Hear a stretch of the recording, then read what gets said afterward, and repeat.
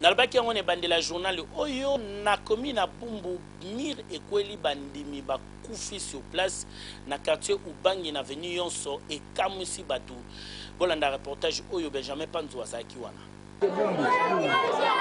Qui ingénieur oyo basalaki awa na église ya ECC 64e communauté CCPC paroisse La Grâce na commune ya Bumbu quartier Ubangi na avenue Yoso numéro 23 talandenge ebomisi batu tozali awa mvula o ebeta kilobi mu pepe wana ekweisi mir église ezalaki nanu en chantier bandeko bazalaki kosambela louange pe adoration etoki mir ekwei okanisa mir ya Jericho nzokande mir ya église La Grâce kasi pasi pe mawa bandeko misusu bakufi misusu bazwi ba choc lokola maman pasteur ye abukani makolo pe azali na ba problème mususu bandeko bayokaki makele wana bakimaki mbangu botala ba brick oyo ndenge elali boye batu bazalaki na se kasi na lisungi ya bandeko babimisi bakor bamemi yango na mama yemo ba oyo bavivaki événement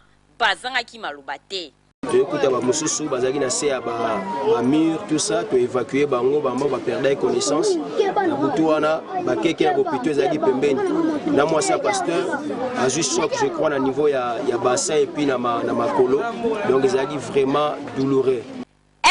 Ezali pasi pe mawato kanisa ke mur oyo etongamaki malamu te yango wana ekoze accident oyo. Talandeko soki ozali kotonga ndaku to pe lopangu zala mutu o ayekola yango tala bitongela mwanza ndenge ebomisisi batu bazalaki kosambela oyo sikoyo bakei lola to bakeli fili pasi ekoti na mabota bao pe bazana lisungi boya kosunga bandeko oyo po mutu akokunda bibembe ebele boye azali te.